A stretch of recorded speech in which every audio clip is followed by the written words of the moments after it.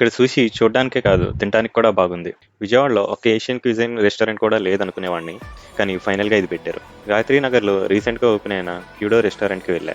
నేను 2 times book చేయడానికి try చేశా. 2 టైమ్స్ బుక్ అవ్వలా. ఫస్ట్ టైమ్ వెళ్ళినప్పుడు రిజర్వేషన్ ఫుల్ అన్నారని మళ్ళీ వచ్చేసా. సెకండ్ టైమ్ కాల్ చేస్తే ఓన్లీ కౌంటర్ సీటింగే ఉందంటే వెళ్ళా. కానీ వెళ్ళాక ఒక రిజర్వేషన్ క్యాన్సిల్ అయిందని టేబుల్ సీటింగ్ ఇచ్చారు. అంబియన్స్ అయితే క్రేజీ ఉంది అసల, with lots of katanas and posters and everything. Veranda cafe bottles ఉన్నాయి ఏంటా అని అడిగితే ఇది కూడా వాళ్ళదే అని చెప్పారు. కాంప్లిమెంటరీ టీ అండ్ ఒడియాలు ఇస్తే తిన్నాం. ఈ డిప్స్ అయితే టేస్ట్ చాలా బాగున్నాయి. ఎస్పెషల్లీ ఈ మ్యాంగో చిల్లీ ఫ్లేవర్ డిప్ అనుకుంటా, టూ గుడ్. నాకు ఏషియన్ క్యూజిన్ ఇష్టమే, కానీ మరీ అంత ఇష్టమేం కాదు. కానీ మా అక్కకైతే పిచ్చి, అందుకే తన్నే ఆర్డర్ చేయమన్నా. మెనూ అంతా బాగా చూసి ఎప్పుడూ తినే ఆ 4 ఐటమ్సే ఆర్డర్ ఇచ్చింది. Honey glazed chilli lotus stem తిన్నాం. చూడ్డానికి బాగుంది, కొంచెం ఎక్కువ క్రంచీగా అనిపించింది. నాకు తెలిసి లోటస్ స్టెమ్ అంత క్రంచీగా ఉండకూడదు. ఈ ప్లేస్కి వచ్చి సూషీ తినకుండా ఉండకూడదుగా.